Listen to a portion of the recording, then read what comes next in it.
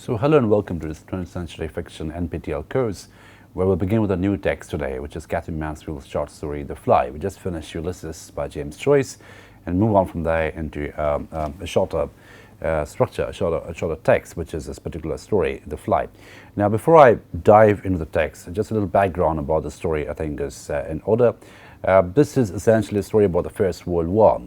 Although the war is never really mentioned, I mean, it just comes as a very tacit and oblique presence, but it is very much there as some kind of a spectral presence, a spectral field, as it were, informing the characters, informing the action, informing the events in this particular story.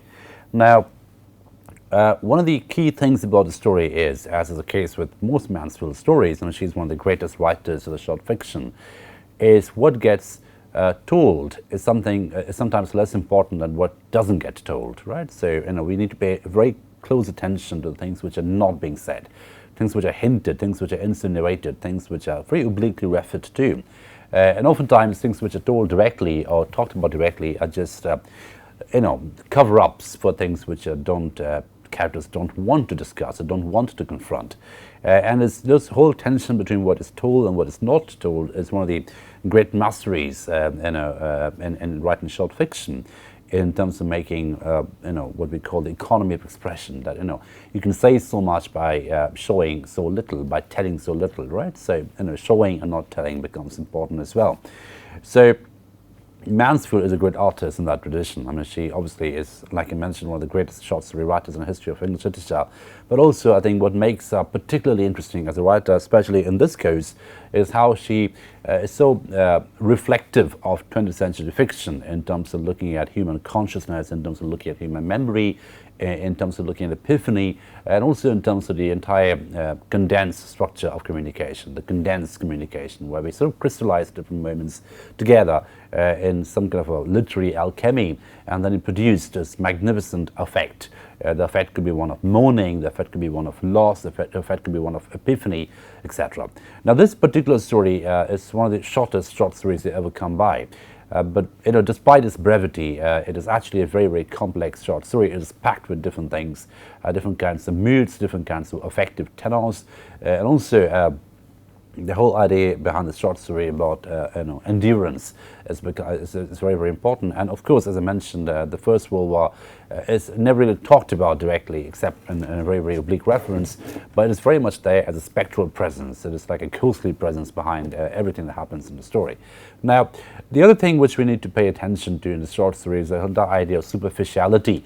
So we have some very superficial structures of strength, superficial structures of solidity, superficial structures of supremacy, etc., which are there as constructs, which are very, very quickly deconstructed, very, very quickly decimated.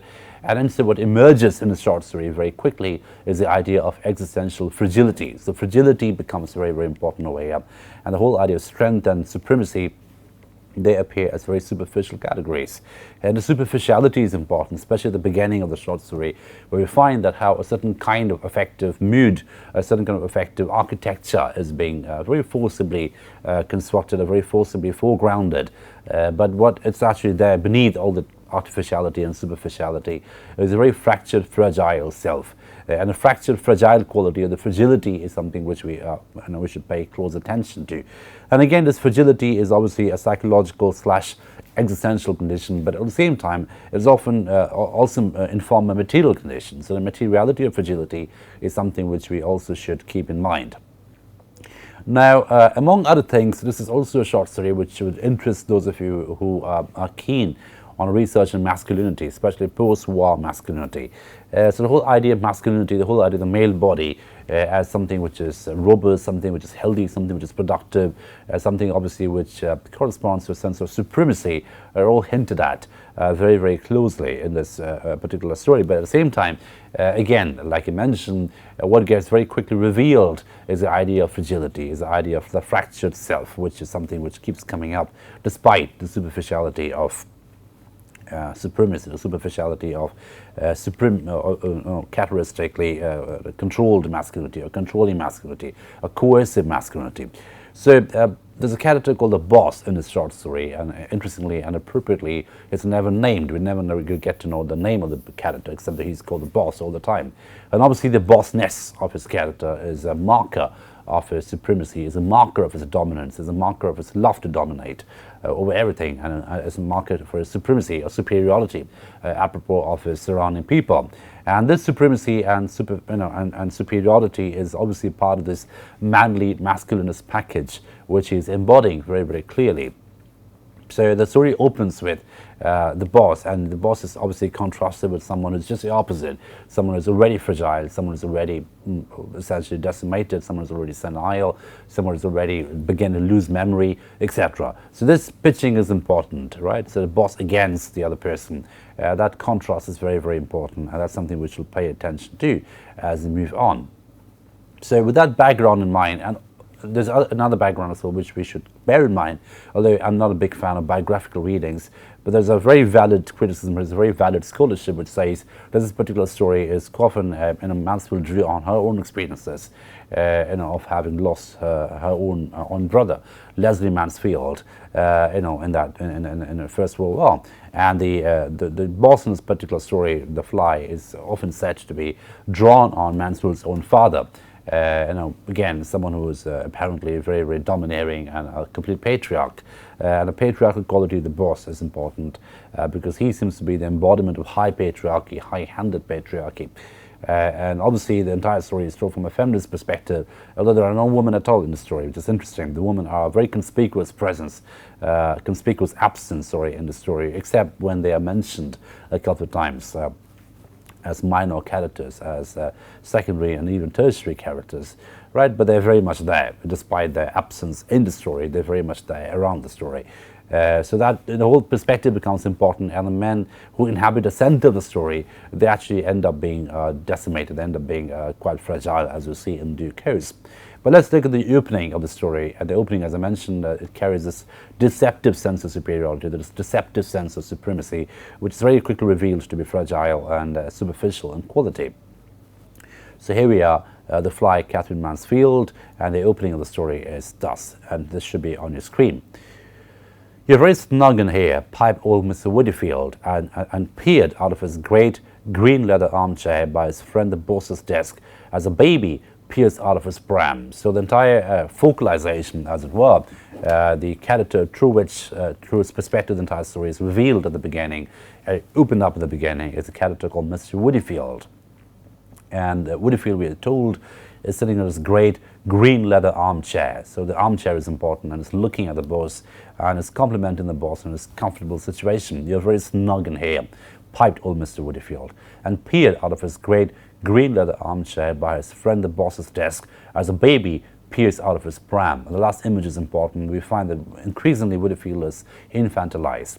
And infantilization of Woodyfield is indicated by the different baby images, the baby metaphors that he's equated with. So the great green leather armchair that he's sitting in seems to be too big for him, and he's having to peer out of it as a baby peers out of his perambulator. Right, so the baby image is important, and this obviously is equating senility with infantilization.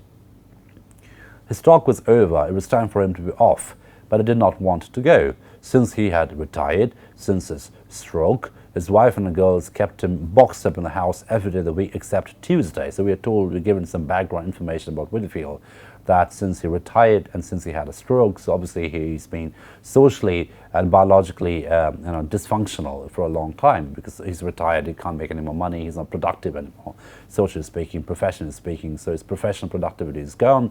And at the same time, we're told he's had a stroke, which is to say he's biologically also unproductive, he's biologically also quite unhealthy.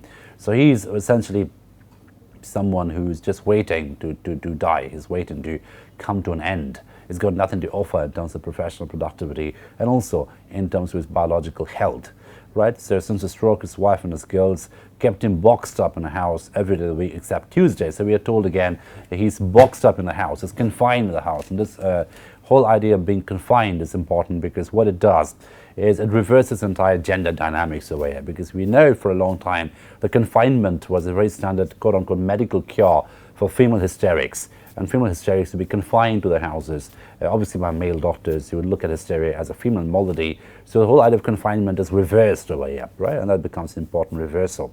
So he's confined in his house every day of the week except Tuesday by his wife and his daughters.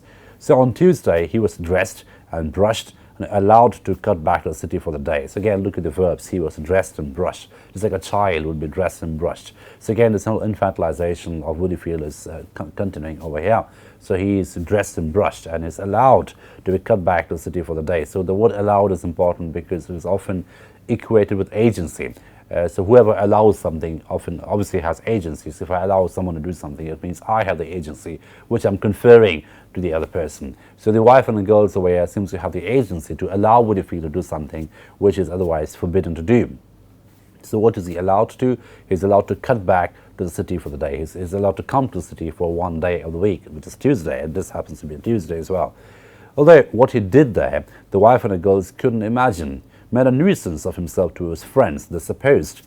Well, perhaps so. All the same, we cling to our last pleasures as a tree clings to its last leaves. So again, the tree metaphor is important as a dying tree, clinging on to its last leaves. So Woodfield is increasingly and consistently equated with a dying organism, with something coming to an end. So the senility of Woodfield is something which is emphasized over and over again. So he's equated with a dying tree which is clinging on to its last leaves. In the same way, he's a dying man who's clinging on to his last pleasures, and this would be coming and seeing his old friends in the city. Okay, so there's that old Woodfield smoking a cigar and staring almost greedily at the boss, who rolled in his office chair, stout, rosy, 5 years older than him, and still going strong, still at the helm. It did one good to see him, right? So again, the whole idea of the boss is projected in front of Woodfield, and we see the boss for the first time through Woodfield's eyes. How does the boss look like? So there's that old Woodfield, and he's looking greedily at the boss. So he's also has greedy gaze on the boss because he seems to be healthier and rosier and more stout than Woodfield, despite being 5 years older than him. And this becomes interesting because biological age over here seems to have nothing to do with the social age that the boss seems to enjoy, and the social age of privilege. He's obviously in a very privileged position, and Woodfield, in contrast, is in a very, very underprivileged position because he was ill-held. Right. It did one good to see him. Wistfully, admiringly, the old voice added, "It's snug in here, upon my word." So again, snug being comfortable. So he's complimented the boss over and over again on this comfortable location. And obviously the comfortable location is not just a physical location, but also the social location, right? So the boss seems to be, socially situated in a very comfortable and privileged place. The fact that he's called the boss is indicative of that. Yes, it's comfortable enough, agreed the boss, and he flipped the Financial Times with a paper knife. So again, this whole idea of flipping open the Financial Times with a paper knife becomes a very robust, manly maneuver. He's opening the Financial Times with one swoop of the paper knife, one cut of the paper knife. And obviously the Financial Times becomes, as a newspaper for financial information, it's a newspaper for the share market. So it's a very, very quote-unquote manly newspaper. It's what men read because men make money and men invest money on different shares, and men control the market. So the whole idea of the masculinist consumption becomes important aware with the arrival of the Financial Times. And obviously the paper knife with which he opens it up is a very phallic instrument. So he opens the Financial Times with a paper knife. As a matter of fact, he was proud of his room. He liked to have it admired, especially by old Woodfield. It gave him a feeling of deep, solid satisfaction to be planted there in the midst of it, in full view of the frail old figure in the muffler. So again, Woodfield becomes a very handy contrast to the boss, a very handy visual contrast to the boss, because what he's saying is, in comparison to Woodfield, he feels very big, he feels very amplified, he feels very magnified, and that amplification and magnification is something which is obviously feeding his male ego, his masculine sense of privilege. So he feels great. It gives him a sense of solid satisfaction, almost tangible, almost tactile sense of satisfaction in comparison to the frail old figure in the muffler, which is obviously a very it looks like a mummy. He's almost zombie-like Woodfield. He's frail, he's old, he's almost shrunken into his muffler, and the muffler becomes more important than his face, which is to say he's literally shrunken in size, biologically speaking. And compared to which the boss is stout, rosy, healthy, and he enjoys a position of difference, which is also a position of privilege. So it's privilege which is generated out of difference compared to Woodfield.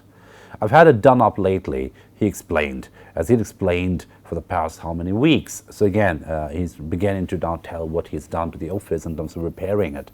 New carpet, and he pointed to the bright red carpet with a pattern of large white rings. New furniture, and he nodded towards a massive bookcase and a table with legs that twisted trickle. Electric heating. He waved almost exultantly towards the 5 transparent pearly sausages glowing so softly in a tilted copper pan. So he's showing off his new furniture, his new gadgets, new carpet, new furniture, electric heating. Obviously, he's surrounding himself with a lot of comfort, a lot of material comfort, but also, and equally, this sense of being comfortable, this sense of comfort or comfortable location is very much a part of his embodiment of the boss. So embodiment in the story could be seen as something which is obviously biological. He's stout and rosy and healthy compared to Woodyfield, but also it's something more social and more extended. He's got new furniture, he's got new heating, he's got new a bookcase around him, he's got, and everything is around him is new, and a carpet too is new, and all that newness around him gives him an architecture of superiority, an architecture of an embodiment of privilege, an embodiment of superiority, and obviously strength. Compared to Woodyfield, it's a very relative kind of an embodiment, but that's something he's enjoying compared to Woodyfield. But he did not draw all Woodyfield's attention to the photograph of it over a table of a grave-looking boy in a uniform standing in one of the spectral photographers' parks with photographer's storm clouds behind him. It was not new. It had been there for over 6 years. Again, so the whole idea of the but becomes important because the but is a reversal of what we've seen so far. So till this point, we are told the boss is surrounding himself with new gadgets, new furniture, new heating, new bookcase, etc. But there is a big but, and that is he's not drawing Woodyfield's attention to something else in his room, which is presumably not new. And it's a grave-looking boy's photograph, a photograph of a grave-looking boy in uniform, standing in one of the spectral photographer's box with photographer's storm clouds behind him. So again, the word spectral becomes important. There's a ghostly quality about that photograph. There's a spectral quality about the photograph, which is to say this becomes an indicator of deadness to a certain extent, something which is dead, something which lives as a spectre at the moment. And the boy, we're told, is a grave-looking boy in a uniform. So it's a soldier's uniform that he's wearing, and obviously, you know, the gravity, the seriousness of the boy is also compounded. And there's a bit of a pun over here. The grave-looking boy, we could also read it as the boy is looking towards the grave, looking towards the grave, as in a deadly kind of a thing. It smacks of death, it smacks of decadence, it smacks of something which is exhausted and enervated, right? And obviously, the word spectral corroborates that reading, corroborates that. Death-like quality about the photograph. We're also told it was not new, it had been there for over 6 years. So that's something which is a bit of an oddity in this office, where everything else seems to be very, very new and very, very done up, right? And compared to that done up office, he has this one photograph, which is a 6-year-old photograph, and it's a photograph of a boy looking very grave in a soldier's uniform, in a spectral photographer's park. So we can see already how Mansfield is using an economy of expression in terms of looking at certain objects and how communicating how these objects stand for certain things. So the newness, the new materials of newness, the markers of newness around the boss, they're obviously objects of accusation, objects of privilege, objects of superiority. An entire sentiment of superiority is embedded in all these objects, it's strewn across all these objects. And compared to that, we have the photograph of the boy, which is obviously not a marker of superiority. We don't quite know at this point what that stands for, but we do know there is something the boss is not really showing off. It is something odd about the photograph and its location in that particular office. And the reason why the boss is not showing up will be revealed to us in a moment. There was something I wanted to tell you, said old Woodyfield, and his eyes grew dim remembering. Now what was it? I had him in mind when I started out this morning. His hands began to tremble and patches of red showed above his bed. So again, Woodyfield wants to say something to the boss, but the senility of Woodyfield is making his presence felt in a very heavy-handed way, and his hands began to tremble and patches of red are showing above his bed. So again, the whole process of remembering becomes a very strenuous activity, a very stressful activity for Woodyfield. So when it's trying to remember something, what it ends up doing is shivering and acting very, very senile, and his hands are beginning to tremble. So he tells the boss it was something he wanted to tell him, but he's forgotten about it now, and he's trying to remember what that is. Now look at the gaze of the boss away. The boss gazes at Woodyfield in a very condescending, patronizing way, and this is what he thinks. Poor old chap, he's on his last pins, thought the boss. And feeling kindly, He winked at the old man and said jokingly. So this is a very masculinist, patriarchal, Boy Scoutish kind of a rhetoric over here. When you feel pity for someone who's not physically strong, someone who's not physically healthy, right? And you immediately infer that the person's about to die. If you're an old man, not in control of your motor mechanism, it means you're on your last spins. It means you're about to die very, very shortly. And the whole idea is conveyed to us in a very condescending way, almost a humorous way. But obviously the boss will try and continue to be condescending, and this is what he will do subsequently in order to feel more manly compared to Woodfield. So he winked at the old man and said jokingly, what does it say? I'll tell you what, I've got a little drop of something here that'll do you good before you go out into the cold again. It's beautiful stuff. It wouldn't hurt a child. So he's offering Woodfield alcohol. It's offering Woodfield a beverage of alcohol, and he says this is going to do you a lot of good. So before you go out and step out into this cold world outside, have a drop of this before you leave.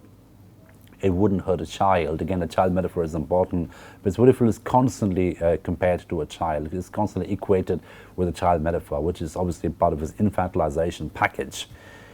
Okay, so, and what does the boss do subsequently? He took a key off his watch chain, unlocked a cupboard below his desk, and drew forth a dark, squat table.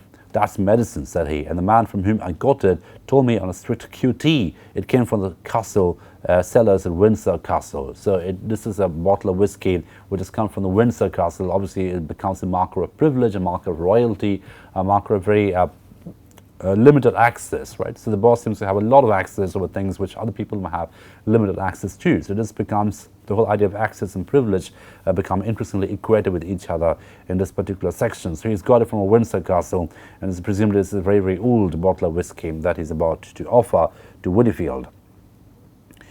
Old Woodfield's mouth fell open at the sight. He couldn't have looked more surprised if the boss had produced a rabbit. So again, the whole idea of awe and wonder and amazement is conveyed to us in almost a very funny way. Woodfield's mouth fell open at the side, and it seems to be him, and at this point of time the boss had produced a rabbit, right? Pull a rabbit off his hat.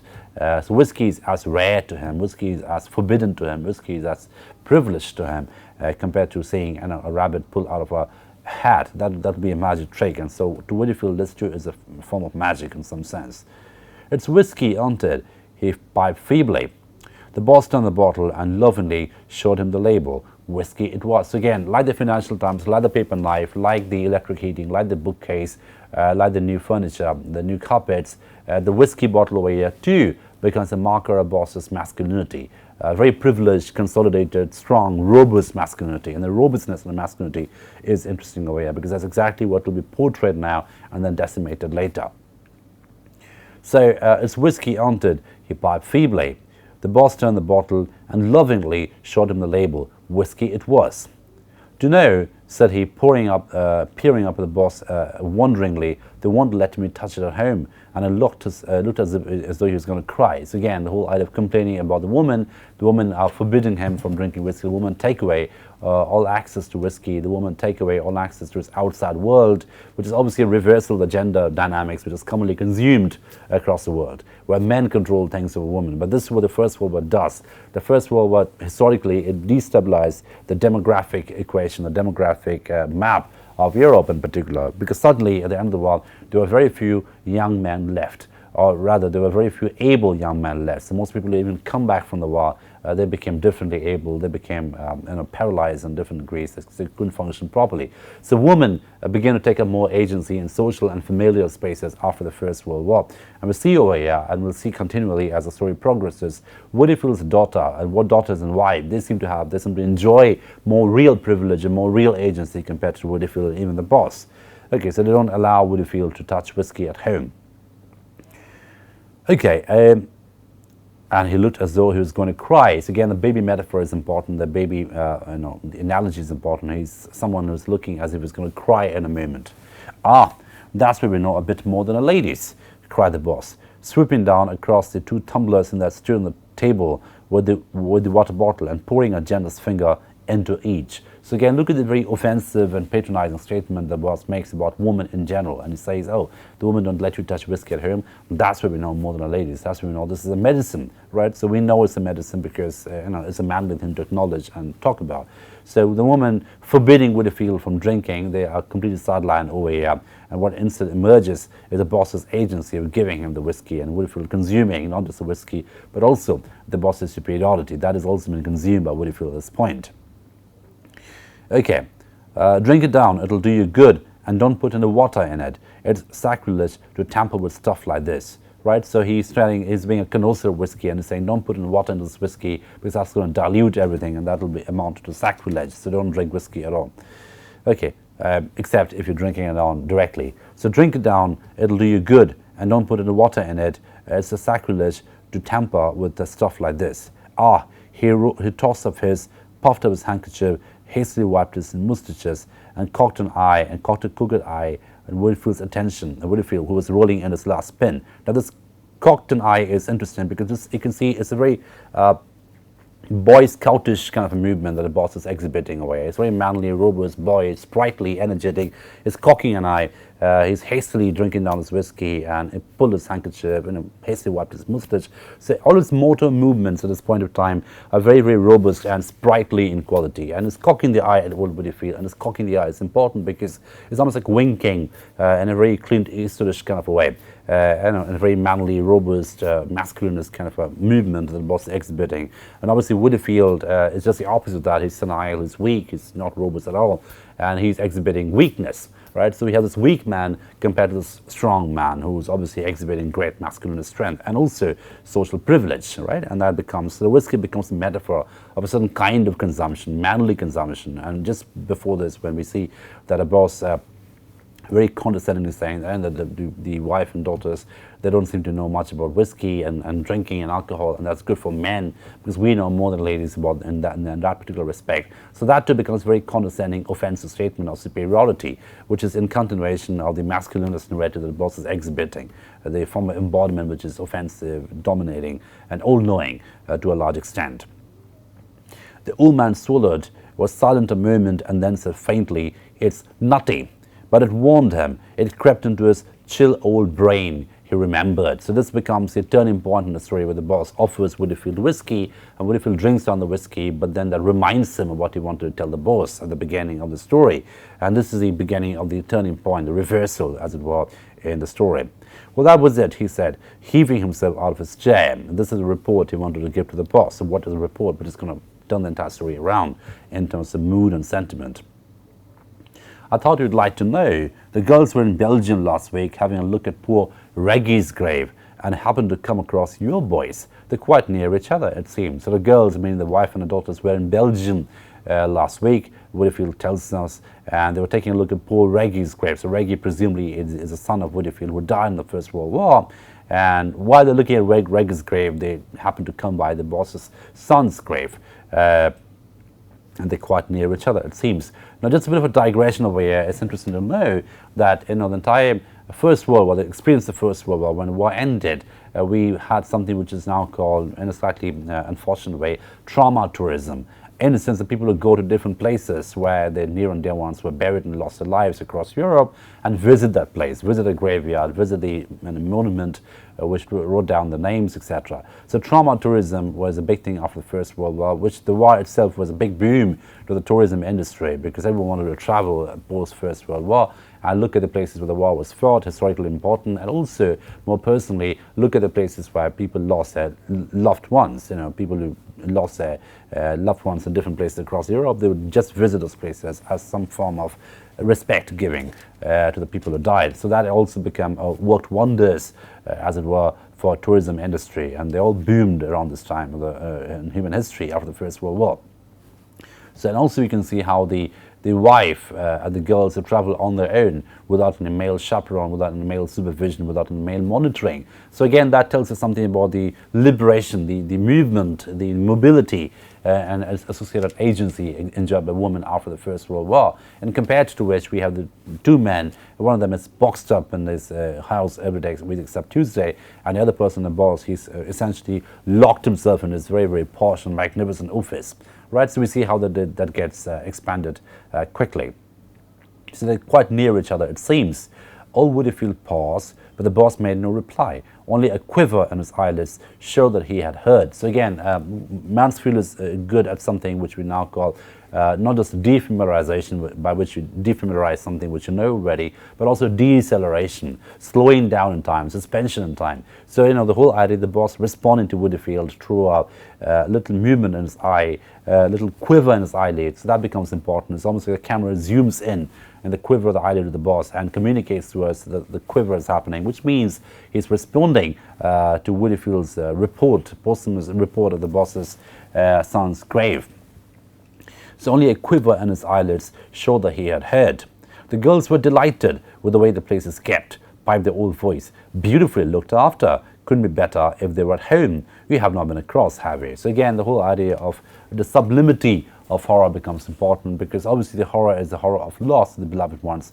But the entire horror side has been aestheticized, and the aestheticization of horror, the aestheticization of the trauma topos, that obviously becomes part of the trauma tourism, where people go and consume the death of the beloved ones in very aestheticized sites of consumption. So it's all beautifully looked after. It's almost like a hotel resort where all the dead people are put together in one massive cemetery. Couldn't be better if they were at home. You haven't been across, have you? No. For various reasons, the boss had not been across. Again, look at the vagueness of the statement. For various reasons, the boss had not been across. So, we never quite know at this point why the boss had not traveled. We'll get to know why in due course, but we're told at this point the boss didn't really bother to go all the way, so he hasn't been there at the site of his son's grave. Okay, for various reasons, the boss had not been across. There are miles of it, quavered old Woodfield, and it's all as neat as a garden. Flowers growing on all the graves, nice broad paths. It was plain from his voice how much he liked a nice broad path. So again, we look at the aestheticization, the sublimity of the entire horror side. We have like nice broad paths set up. We have everything put together, manufactured and manicured like a garden. There's a garden growing around the graves, which is obviously very manicured in quality. So it's manicured quality, the orchestrated quality, the aestheticized quality. They all inform the trauma tourism, the trauma narrative, which is at play over here. Okay, the post came again. Then an old man brightened wonderfully. Do you know what the hotel made the girls pay for a pot of jam? He piped. 10 francs robbery, I call it. It was a little pot too, as Gertrude says, no bigger than half a crown, and she hadn't taken more than a spoonful when they charged her 10 francs. Gertrude brought the pot away to teach them a lesson. Quite right too. It's trading on our feelings. The thing, because we are over there having a look around, we are ready to pay anything. That's what it is. And it turned towards the door. So again, if you look at the rhetorical way, it's a very touristy rhetoric. One tourist mentioned this to another tourist or another potential tourist. Be careful of what you eat, because you end up being overcharged quite rapidly over there. So he's saying they had to pay 10 francs for a very, very decent meal, very modest meal as well. And they also made them buy the pot of jam, because they just used it one spoon, and as a result, Gertrude brought back the jam. She just got it back because she paid for it. So the pettiness of it, the very touristy quality of the whole experience, where you go and get overcharged because you're using certain things, and as an act of revenge, you just take away certain things which are used, which are meant to be returned to the hotel. So she brought back this pot of jam in a way to take revenge on the hotel.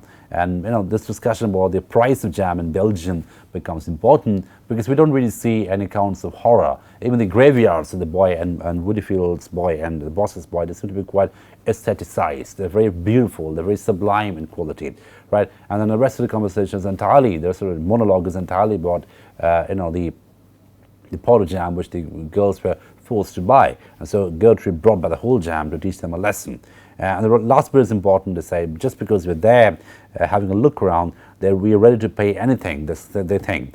That's what it is. And they're trading on our feelings. So, the whole thing becomes very ironic in quality over here, because we realize Woodfield doesn't seem to have much of a feeling left about the son's death, because he's more concerned talking about the price of jam, he's more concerned talking about the nice broad parts, he's more concerned talking about the aesthetic quality of the entire horror site, right? And that becomes the key condition over here. And as a result of which, he just keeps talking about different touristy things, different commercial things, etc., which has got nothing to do with the real experience of horror. Okay, so he says that we're ready to pay anything they think because we're just taking a look around, and that's like trading on our feelings. And it turned towards the door. Quite right, cried the boss. Though what was quite right, he hadn't the least idea. He came round by his desk, followed the shuffling footsteps to the door, and saw the old fellow out. Woodyfield was gone. Now, if we take a look at this point of the story, from this point we find the Woodyfield's departure. It begins to begin the fall of the boss in a certain sense, because he is now less in control of his motor mechanism, he's less in control of his language, and he doesn't quite understand why he said such a thing as quite right. He's at a loss to figure out why he said it. Now, if you contrast that with the beginning of the story, the boss seems to have complete motor control, complete cognitive control over everything around him. So that particular controlled self, or controlling self, is beginning to give way to a more unstable, more vulnerable self, which we see in this particular story.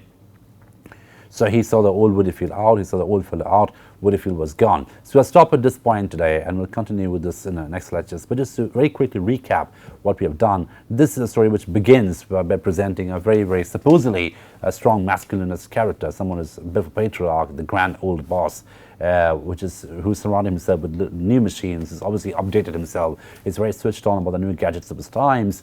He reads the Financial Times, opens it with one swing with a paper knife, and offers whiskey to a friend of his who is obviously, in comparison to him, dying, comparison to him, very, very weak. And the reason why he offers whiskey is because it makes him feel better and greater and stronger, right? So the whiskey consumption becomes a symbolic act. By offering him whiskey, by offering Woodyfield whiskey, and by consuming it, the boss consumes and corroborates his own masculine privilege in his own mind. He's corroborating that through an act of consumption.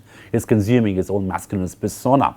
And Woodyfield obviously becomes a very handy contrast, a very handy ontological opposite compared to that particular construct, right? So, but at this point we see that, the moment Woodyfield mentions the graveyards, the moment Woodyfield mentions Belgium, where the daughters and the wife had gone to actually pay the last respect to Reggie, Woodyfield's son's grave. And as we can see, we discussed it already, he's got no feeling at all about the loss of the son, and it talks about the commercial entities, the tourist entities, which are obviously irrelevant to the boss. But what it does is, it opens up the boss, it forces him to think about his own son, who too was dead, and we are told that their graves are very close to each other, Reggie's grave and the boss's son's grave. Interestingly, like the boss, the son of the boss too, he doesn't have a name, which gives an everyman character to the entire, everyman quality to the entire characters. So the boss is an everyman patriarch, is an everyman grand old patriarch who wants to control everything, and the son over here becomes a different kind of masculinist package, which we'll see in due course of time. So I stop at this point today, and I continue with this lecture, this particular text, and hopefully finish this in a couple of more lectures. Thank you for your attention.